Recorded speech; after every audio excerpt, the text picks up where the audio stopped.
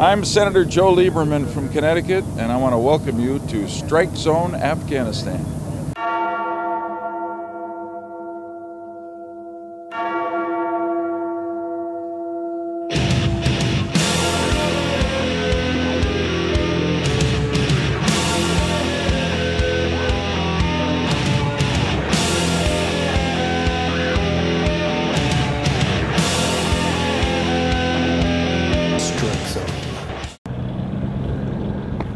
Hey, Strike Brigade. In the immortal words of Sergeant Joe Padula, how you doing? I'm Sergeant Mike Monroe, filling in for Sergeant Padula while he takes some well-deserved R&R. On this episode of Strike Zone Afghanistan, we're going to take a look at the ongoing operations and missions conducted in the Strike Brigade's AO.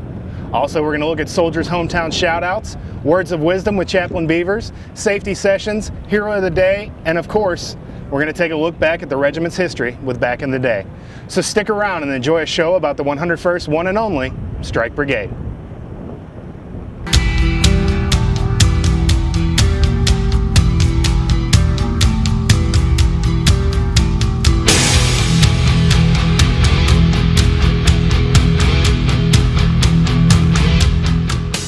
Hey, this is PFC Manning, serving for 3-2 SER here at Fort Iron, Kandahar, Afghanistan.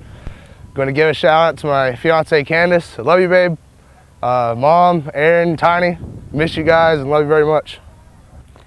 Hey, I'm PFC Trejo, serving for 3-2 SER, Fort Iron, Kandahar. Just wanted to give a shout out to my beautiful girlfriend Amber and my family back home in Palmdale. Love you guys. Finding the little things while we're deployed that remind us of home can be a tough challenge. One of the sections here at HHC Brigade has done just that. Sergeant Joe Padula gives us a look at Strike Radio. It's the Underground Lounge Specialist Mabey hanging out with you on a wonderful Sunday afternoon. This is one of the soldier voices heard on the Army bases throughout southern Afghanistan. It's a radio show called the Underground Lounge and was initially created to test the brigade's communication system. It has since turned into a 24-hour radio station for the soldiers of Combined Task Force Strike. The Underground Lounge started out, Sergeant First Class Smith from NetOps started it as a way to test the network through a constant stream of audio to see if there was delays or if we were getting packet loss. Well, more people started tuning in and we realized that, you know, it's a good way to put stuff out to the troops and boost morale with some music. So it just evolved into almost a professional radio station. Word is spreading about the program and the show's audience is expanding. We have everyone from LNOs at CAF listening to our HLZ listening and the S6s. We're trying to push it out so the outlying FOBs, you know, they have Centrics so they can listen. The listeners have responded well to the show and appreciate the touch of home while operating in Kandahar. As a whole, I think it's a great initiative by some soldiers. It's, again, brought some normalcy to the day, make me feel like I'm listening to a real radio station, which is nice. And, you know, kudos to them for their initiative and hard work. And it's just continue what they're doing. You know, don't take away their focus from the job, but it's good stuff. I really do appreciate it. The Underground Lounge is another example of strike soldiers taking care of their battle buddies during their deployment. From Fob Wilson, Afghanistan, I'm Sergeant Joe Padula. Specialist Mabey signing off for the Underground Lounge. Strike! Good stuff, Sergeant Padula. I'll be sure to tune in. Now, as we get ready to redeploy, there are a few medical conditions that we might want to be aware of. Lieutenant Colonel Michael Wirt tells us more. Hi, I'm Lieutenant Colonel Michael Wirt, CTF Strike Surgeon. As we prepare to redeploy, there are two medical conditions that you need to be aware of as they may become symptomatic after we redeploy. The first one is malaria. As you know, malaria is contracted from a bite from a female mosquito. The parasite from the mosquito gets into your bloodstream and then you contract the disease. The onset of symptoms can occur within a week's or within approximately 2 months. So you can see these effects after we redeploy. One of the important things to remember is to continue to take your doxycycline at least 1 month after deployment. We'll provide you with enough medication to do so. The signs and symptoms of malaria include typical viral illness type symptoms such as fever, chills, muscle aches, and fatigue.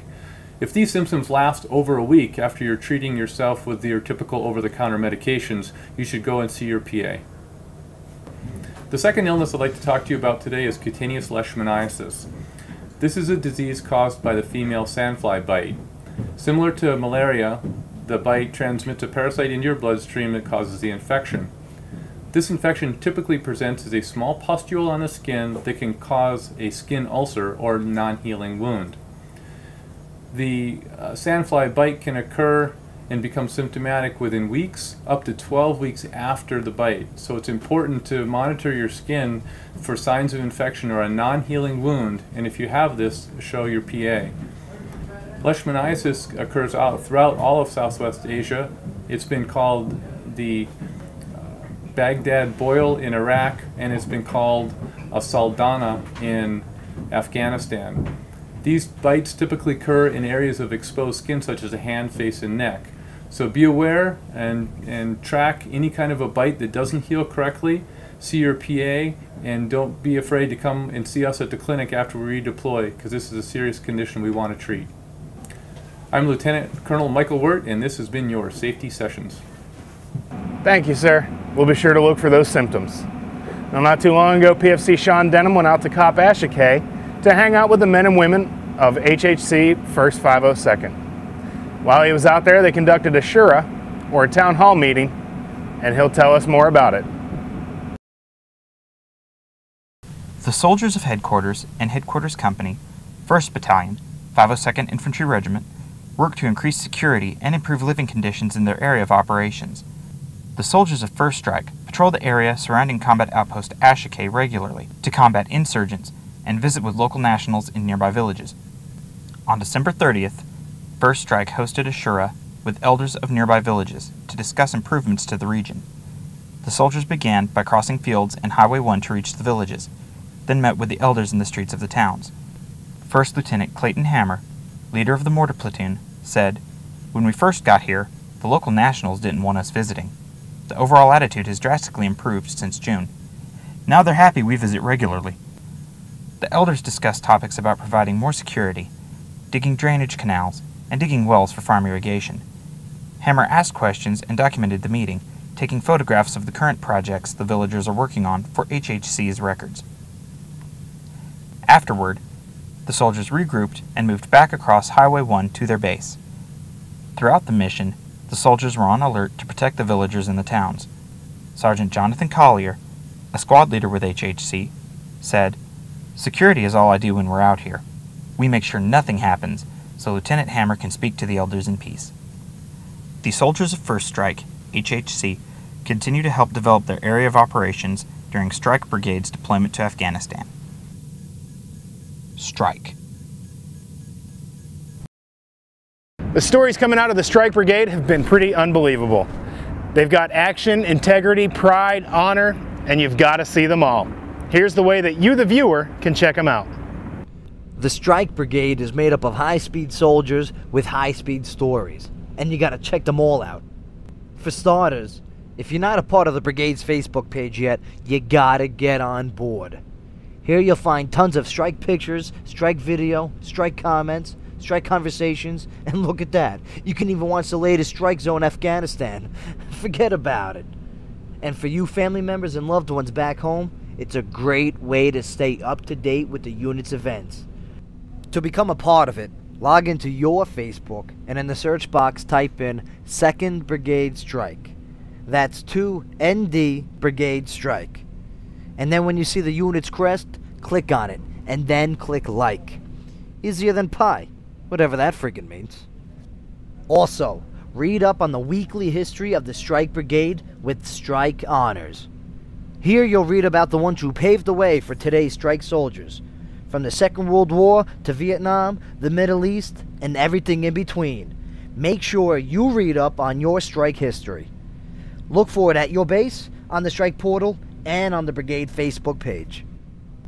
And you gotta look for your copy of the Brigade's magazine, The Heartbeat, which is a monthly publication that is cover-to-cover Strike. You're gonna love this thing. In it, you'll find the strike pictures and strike stories of your strike soldiers, useful information, and even words from Strike 6 himself. Absolutely, sir. You can soon find it at your base, on the strike portal, and on the Brigade's Facebook page. Get your copy today.